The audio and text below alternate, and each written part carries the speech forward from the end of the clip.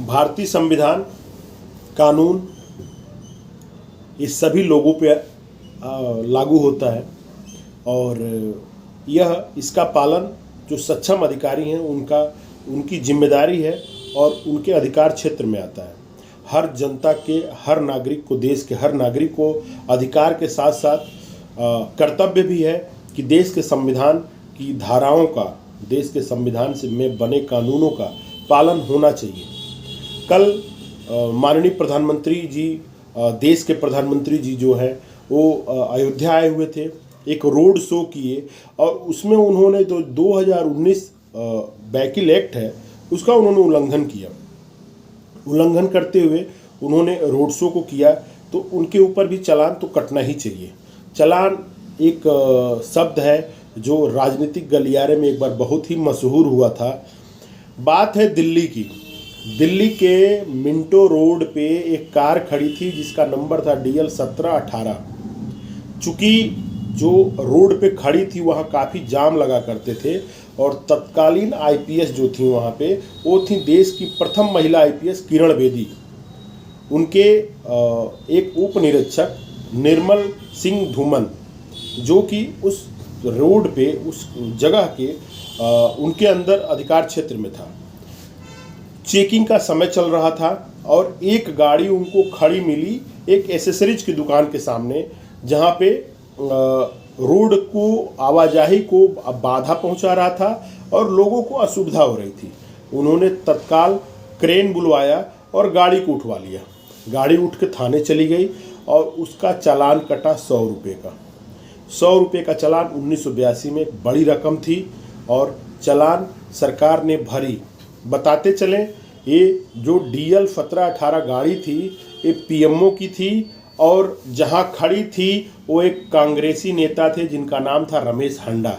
उन्होंने अपने वर्चस्व को, प्रभाव को दिखाते हुए वहां पे अपने चाहने उप निरीक्षक कांग्रेसी नेता रमेश हांडा को पिछले 2-3 दिनों से चेतावनी जारी कर रहा था और कह रहा था कि आपके द्वारा खड़ा कराई गई गाड़ियों के कारण यातायात को काफ़ी नुकसान पहुंच रहा है, ट्रैफिक जाम की समस्या बन रही है। चूँकि 1982 में दिल्ली में बहुत ही बड़ी समस्या थी ट्रैफिक जाम की और जो किरण बेदी IPS थी उन ट्रैफिक ACP बन के वहाँ पोस्टिंग थी और उनको चैलेंज मिला था कि आपको जाम मुक्त दिल्ली को करना है। दिल्ली की जो IPS थी किरण बेदी, उन्होंने अपने सारे अधिकारियों को बोला था कि आप स्वतंत्र हैं, आप किसी तरह जाम की समस्या को हटाएं और प्रभाव वाले लोगों के जो गाड़ियां जाम कर रही हैं उनके ऊपर भी चालान काटा जाए। इसी नियम का और अपने वरिष्ठ सीनियर अधिकारी के आदेश का पालन करते हुए उप निरीक्षक जो धूमन जी थे, निर्मल जी, उन्होंने चालान काट दिया। ड्राइवर, जो गाड़ी का ड्राइवर था, और रमेश हांडा के बार बार कहने पे कि तुम्हें नहीं पता है, तुम्हारी वर्दी उतर जाएगी, ये किन की गाड़ी है तुमको नहीं पता है, आज ही तुम्हारा हिसाब हो जाएगा, ये PMO की गाड़ी है, ये वर्तमान प्रधानमंत्री इंदिरा गांधी जी की गाड़ी है। चालान काट दिया गया और चालान काटने के बाद PMO से फोन गया IPS किरण बेदी के पास कि आपके अधिकारी ने ऐसा कर दिया। किरण बेदी बाद में अपने उप निरीक्षक से बात की, सारी बातों को जानने के बाद उन्होंने रिप्लाई दिया PMO को कि मेरा अधिकारी जो है उसने कानून का पालन किया है और चालान कट गई है, बिना जुर्माना जमा किए गाड़ी जमानत पे नहीं आएगी, कोर्ट से इसको जमानत कराना ही पड़ेगा। पेपर की हेडलाइन बनी कि प्रधानमंत्री इंदिरा गांधी के गाड़ी का चालान काटने वाला धूमन और IPS किरण बेदी को इंदिरा गांधी ने अपने यहाँ बुलाया और उनको सम्मानित भी किया।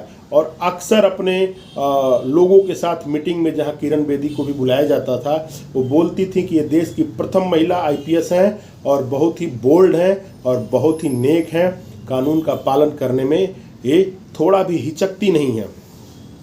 उनके संबंध बहुत ही अच्छे थे, चाय पे भी एक दूसरे के साथ मुलाकात होती रहती थी।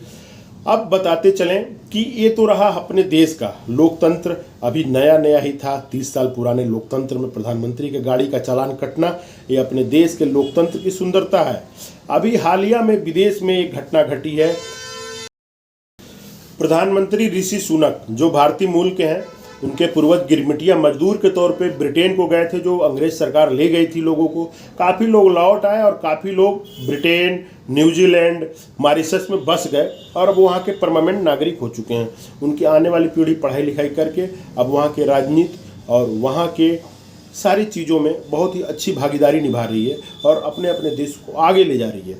इसी में ऋषि सुनक भी भारतीय मूल के हैं और भारतीय मूल के ही उनकी पत्नी हैं, जो सिम्बोसिस जो इन्फोसिस के चेयरमैन मूर्ति जी की पुत्री हैं। आपको बताते चलें, अभी एक दिन वो अपनी कार से ड्राइव करते वक्त कुछ सेल्फी ले रहे थे और उस दौरान उन्होंने सीट बेल्ट नहीं लगाया था। जब ये बात मीडिया में आई तो उन्होंने अपने देश से माफ़ी मांगी और 100 पाउंड का जुर्माना भी। ना मैंने अपने देश का बताया और दूसरी घटना विदेश का बताया। एक 1980 के दशक की थी और एक तत्कालीन वैश्विक घटना थी, जिसमें विश्व की सबसे बड़ी शक्तियों में से एक के प्रधानमंत्री का चालान कटा और उन्होंने अपने देश की जनता के सामने माफ़ी भी मांगी। एक घटना कल की घटी हुई है जो मीडिया में आप लोगों ने बहुत ही अच्छे से देखा है, इस चीज़ को नोटिस भी किया है। कुछ अधिकारी देख के भी चालान नहीं काटे हैं, कुछ अधिकारियों के ऊपर लोगों का ट्वीट जा रहा है, मेल जा रहा है। माननीय मुख्यमंत्री जी को भी ट्वीट लोगों ने किया हुआ है कि जो व्हीकल एक्ट 2019 है, अगर उसका उल्लंघन एक आम आदमी करे या देश का प्रधानमंत्री करे, चालान तो सब पे कटना चाहिए। कल जब देश के माननीय प्रधानमंत्री श्री नरेंद्र मोदी जी अपने 8 किलोमीटर के रोड शो का दौरान उन्होंने 2019 व्हीकल एक्ट का उल्लंघन किया है। वो उम्र के 74वें वर्ष में है, इस साल वो 75 वर्ष में प्रवेश कर जाएंगे। भारतीय जो वर्ण व्यवस्था है, भारतीय जो आयु की व्यवस्था है, उसमें चार चरणों में इसको डिवाइड किया गया है। 75 के बाद वानप्रस्थ आश्रम को माना गया है। चूँकि ये हमारी बात किसी को बुरी भी लग सकती है, लेकिन ऐसा नहीं है। जो बात है, जो सांस्कृतिक है, जो अपने यहाँ चले आ रहा है सैकड़ों साल से प्रथा के तौर पे, उसके ऊपर बात करना कोई गलत नहीं है। उम्र के 75वें पड़ाव में जाने वाले हैं प्रधानमंत्री नरेंद्र मोदी जी। रोड शो के दौरान आप उनका एक फ़ोटो देख सकते हैं जिसमें वो लटकते हुए मिले हैं गाड़ी पे, और कभी कभी एक हाथ से, जब दूसरा हाथ थक जा रहा है दूसरे हाथ से पकड़ रहे हैं, कभी कभी जोश में आके दोनों हाथ उठा के लोगों से मिल रहे हैं। कानून का जो मेन काम होता है वो जनता की रक्षा करनी होती है, जनता चाहे आम हो या खास हो। अगर कल मोदी जी अपने रोड शो के दौरान गिर जाते तो एक बहुत ही बड़ा हादसा होता और यह बड़े लोगों के द्वारा किए गए कामों का बहुत ही बड़ा प्रभाव पड़ता है जनता के बच्चों के ऊपर, आने वाली पीढ़ियों के ऊपर। अगर इनके ऊपर चालान नहीं काटा गया तो कल कोई बच्चा अगर इसी तरह के हरकत में पकड़ा जाएगा तो वो बोल सकता है कि क्या प्रधानमंत्री जी का आप लोगों ने चालान काटा। देश के बड़े लोगों के ऊपर बहुत ही बड़ी जिम्मेदारी होती है, नैतिकता की जिम्मेदारी होती है, और उन बड़े अधिकारियों के ऊपर भी नैतिकता की जिम्मेदारी होती है जो देख कर भी अभी तक चालान नहीं काटे हैं। फिलहाल देखा लोगों के ट्वीट का प्रभाव क्या हो रहा है। लोगों के कई यूट्यूबर जो हैं उन लोगों ने भी कंप्लेन किया हुआ है और कई लोगों ने लिखित पोर्टल पे कंप्लेन किया हुआ है। कई लोगों ने मोदी जी को, योगी जी को, करंट डीजीपी को, अयोध्या ट्रैफिक एसएसपी को, सारे लोगों को उन लोगों ने भेजा हुआ है। देखिए इस पर क्या एक्शन हो रहा है।